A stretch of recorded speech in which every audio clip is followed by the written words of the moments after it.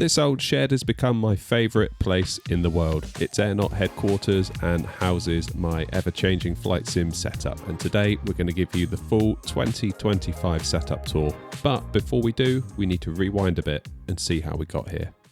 It was 2021 and the world was caught in the grip of the COVID-19 pandemic. I was at home, furloughed from work, and in my wisdom, I decided it would be a good idea to convert my rickety old garden shed into a gaming cave.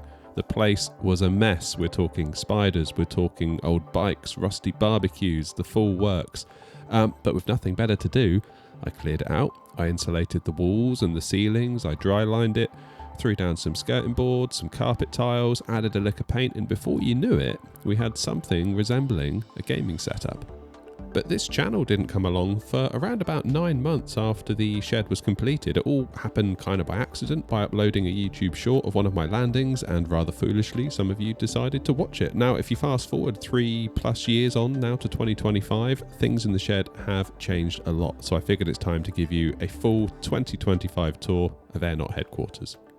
All right, let's start with the good stuff, the flight gear. Now, I like to keep a fairly neutral setup, so I'm not trying to build a dedicated Airbus or Boeing cockpit here. I want something that can turn its hand to most plane types, so keep that in mind. I'll leave links to all of this stuff in the video description as well.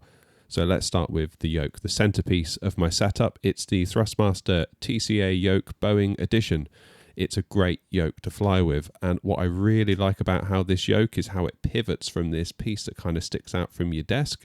This does an awesome job at recreating the feel of a commercial airliner yoke that's mounted to and pivots from the floor of the cockpit. I've got a full review on the channel if you want to know all the details, but in general, I'll use this yoke when I'm flying my Boeings or anything else that happens to have a yoke, but it's mostly Boeings, and then when I'm in an Airbus, I'll switch back to my side stick, and we will talk about that later.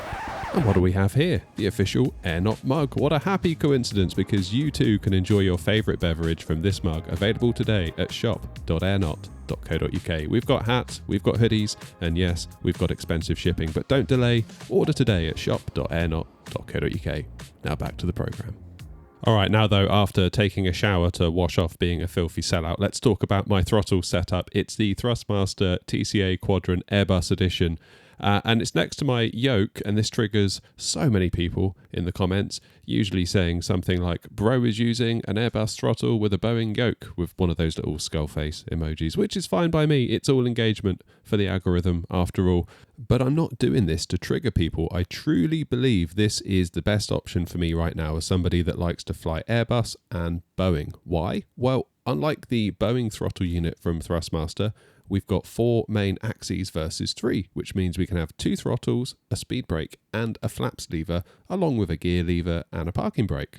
One question I get a lot is whether or not the climb gate gets annoying when you're doing a manual throttle landing, say with a PMDG 737, and to that I'll say that pretty much all of the time, whenever I've been on final approach, my range of movement with the throttles has been below the climb gate, so you don't often bump into it. And even if you do, it's no big deal. Even on takeoff, you just push right through those gates. It's no issue at all. And when you're back in a bus, guess what? You've got your throttle gates right there. It's really nice. I 3D printed some custom detents for the climb and flex gates to change their position such that the climb gate is further up on the throttle, and it makes the gate feel a little bit clickier. This gives you a wider range of movement as well for when you're doing like a manual throttle landing in the Airbus. And again, it keeps that climb gate further away if you're in a Boeing doing a manual throttle landing. The keen-eyed will also have noticed that I've got a different flap lever going on. This is another 3D printed mod. There's a whole video on the channel about how I did this if you are interested. But it gives us a load of slots that match up with the 737 flap positions while also still lining up with the original Airbus flap positions.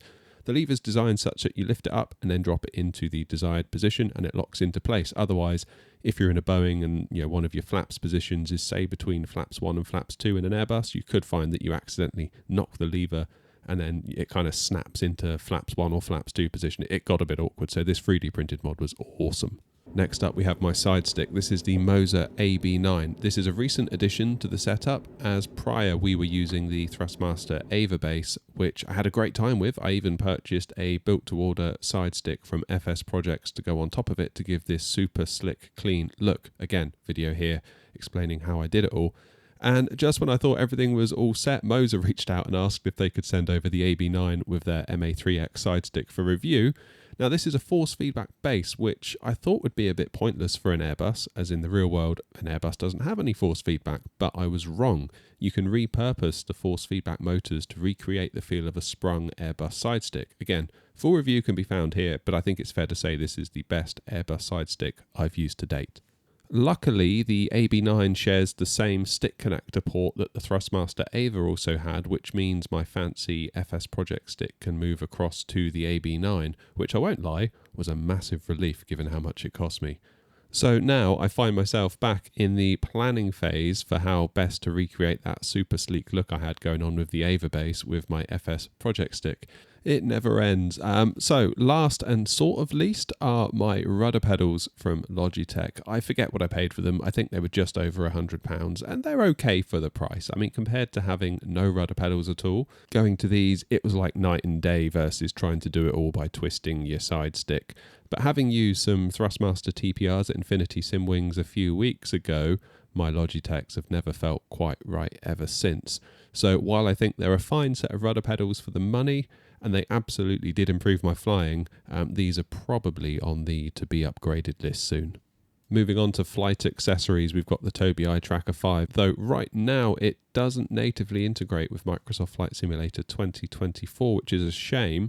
It's always a real treat though stepping back into 2020 with it though, and as soon as it's ready with a native implementation for 2024, we'll be seeing it a lot more on this channel. It's just so handy at airports when you're taxiing around and you want to check around the corner before making that turn. I mean, full disclosure, Tobii did send me this a little over a year ago, but I really do believe it's a great product and I can't wait for it to get properly integrated into Flight Sim 24.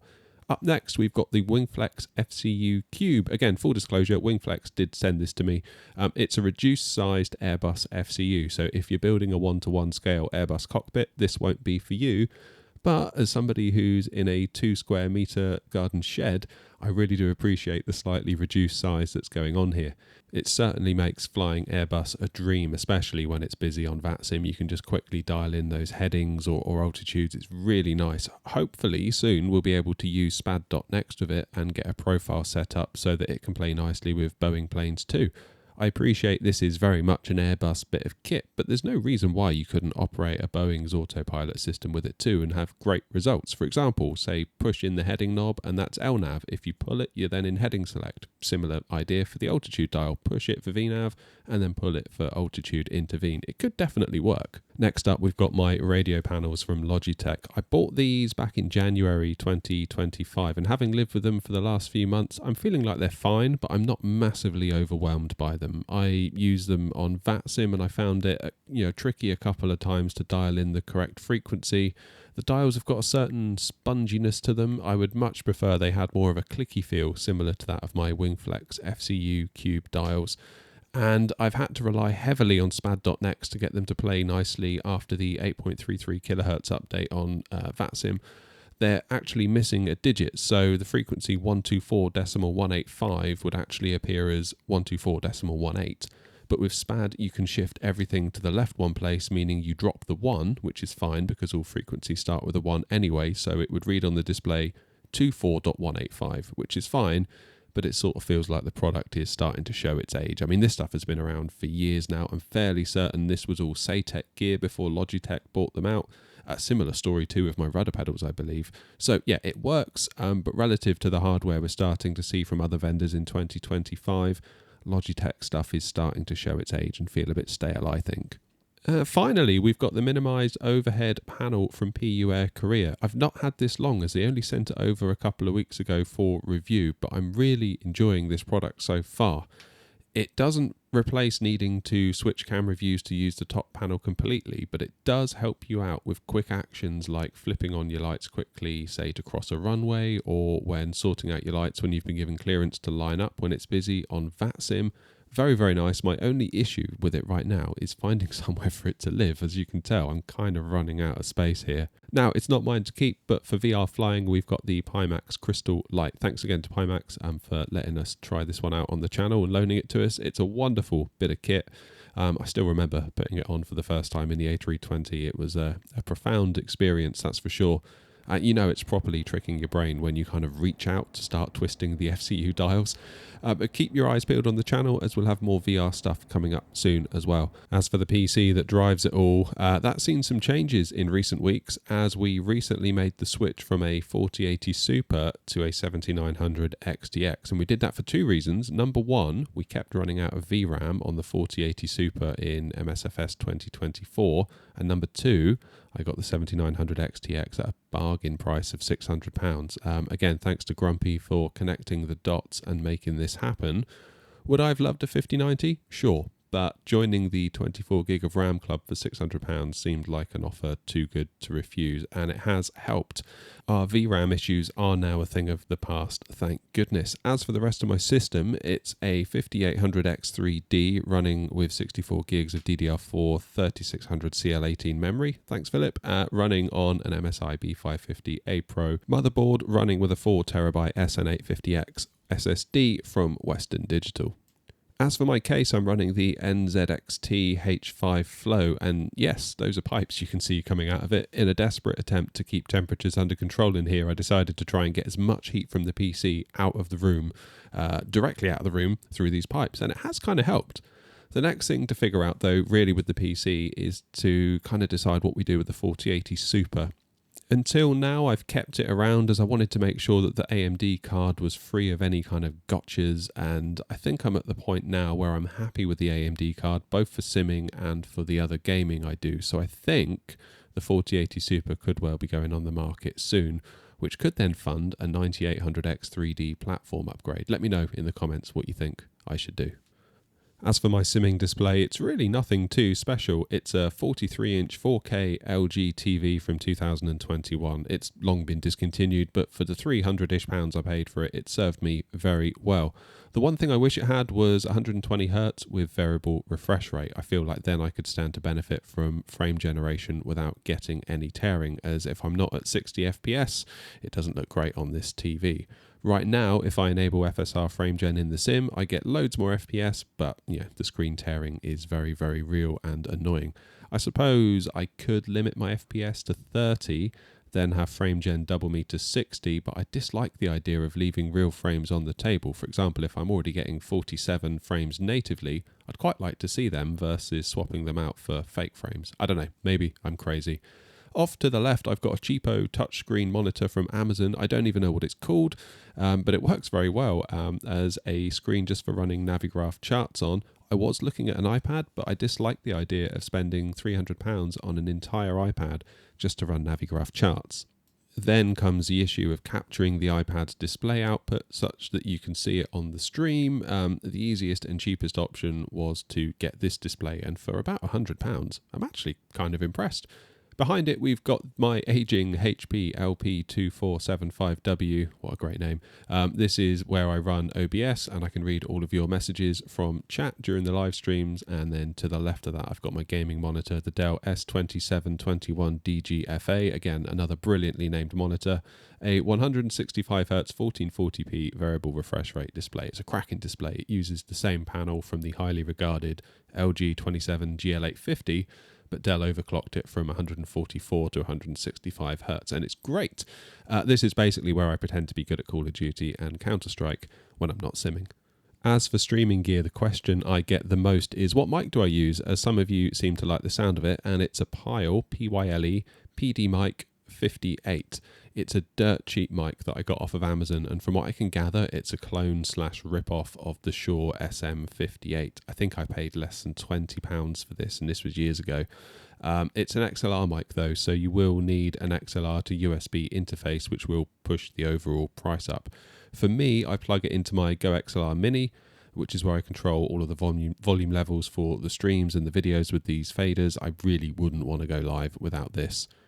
Now, these days we're running on a dedicated streaming PC. This is my old 5600X rig, which currently has my 4080 Super inside of it, as I was doing some testing the other day, but that's not important. Usually my old 3070 lives in here. Now, having a dual PC streaming setup means that my sim PC isn't bogged down with all the encoding that's going on to send my stream out to YouTube and Twitch and TikTok and all of that stuff.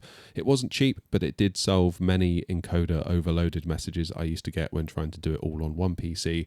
And in many ways, it kind of allowed me to side grade to the 7900 XTX, as if I was still doing it all on one PC, I probably would have wanted to have stuck with NVIDIA just for the NVENC encoders. So this streaming PC has definitely offered a lot of freedom when it comes to what I put in my sim PC. For the cameras I use, I've got the Elgato Facecam Mark II for capturing my ugly mug, and for the Yoke cam, we've recently swapped out the Sony A5000 I used to use for the Logitech Streamcam. Why? Well, when I bought my radio panels from Logitech, they took ages to arrive, so I raised a ticket and no one responded for nearly 2 weeks, by which point the panels had just arrived, and then they followed up with a "how did we do" email, so I kind of let them have both barrels, and bizarrely, they sent me a $100 voucher for the Logitech shop, so I picked up the Streamcam and retired my Sony A5000, which was always a bit of a faff to set up each stream.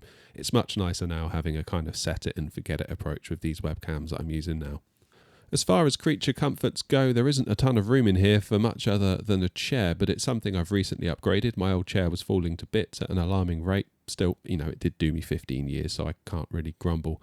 After much deliberation, I decided to get a Booley's Master Series Max, which, it turns out when you can't go and sit in a chair, it's really hard to know whether you're going to like it. But we got lucky with the Booley's. I like it a lot, and it comes in blue for those all-important Airbus vibes.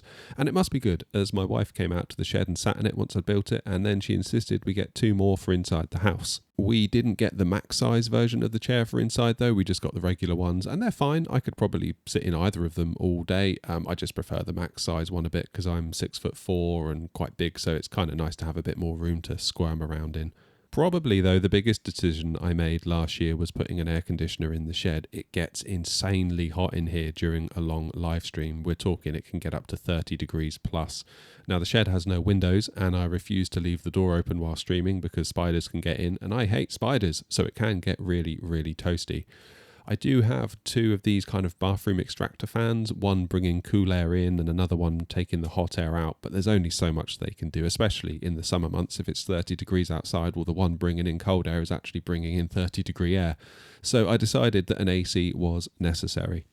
Only a cheap kind of £300 portable unit, but it does the job. It's quite noisy though, which led me to not being able to hear the stream through my headphones, which can then result in me turning it up so I can hear it, but then all of you get a much louder than desired experience. So enter my new Sony WH-1000 XM4 noise cancelling headphones. I've only had these for like 2 days at the time of recording, but I've sat in here with them on. I've turned on the air conditioner, I've turned on my extractor fans, and obviously they're very, very noisy.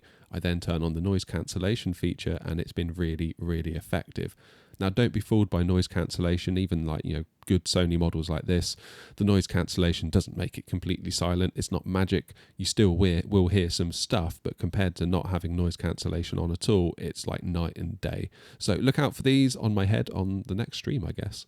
So where do we go from here? Well, I made the mistake back in February or March time saying that I'm fairly sure my setup is mostly complete, and ever since then I've done nothing but mess with it. I'd say there are 3 things right now that kind of stand out to me on a daily basis that maybe I'd like to change sort of during 2025 into 2026. Number 1 is my rudder pedals. I've long suspected that perhaps I've began to kind of outgrow my Logitechs a little bit, and then going up to Gatwick to Infinity Simwings the other weekend and using their Thrustmaster TPRs pretty much confirmed my suspicions. Number 2 is my TV. It's a great value TV and I like it a lot, but I'd really like a higher refresh rate, and I'd like variable refresh rate so I can enjoy frame generation while keeping all of my native frames without experiencing the tearing. Though getting that at 4K might cost a pretty penny. The other option, I guess, would be to drop down to a 32-inch 1440p monitor. Yes, I'd lose some resolution, but it would be a lot more affordable and lighten the load on my GPU at the same time. So I don't know. I will continue to muse on this one. And number 3, a tiller. Using a tiller for nose wheel steering while at Infinity Simwings was awesome. Now, I'll be the first to admit that I went to use the rudder pedals about 50 times through that experience just because the muscle memory really, really runs deep after doing it that way for so long now. But it really made the experience on the ground so much better. I'd love to see Thrustmaster or Winwing or anyone give us a decent sub $100 tiller at some point.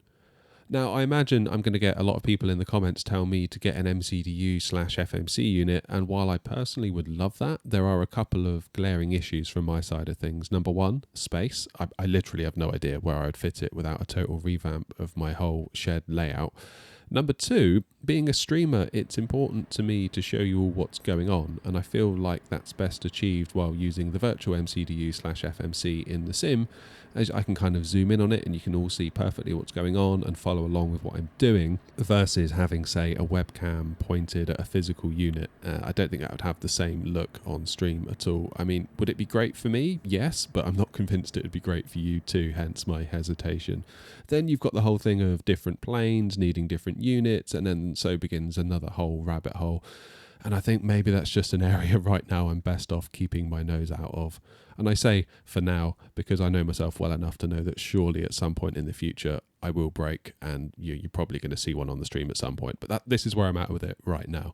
Anyway, if you've enjoyed today's video, please do leave it a like, as it helps the video and the channel a ton, and get subbed so you don't miss any future content. Thanks for watching, folks. Leave a comment if you've got any questions or suggestions regarding the setup. But until next time, you take care of yourselves and be good to each other. And as always, happy flying.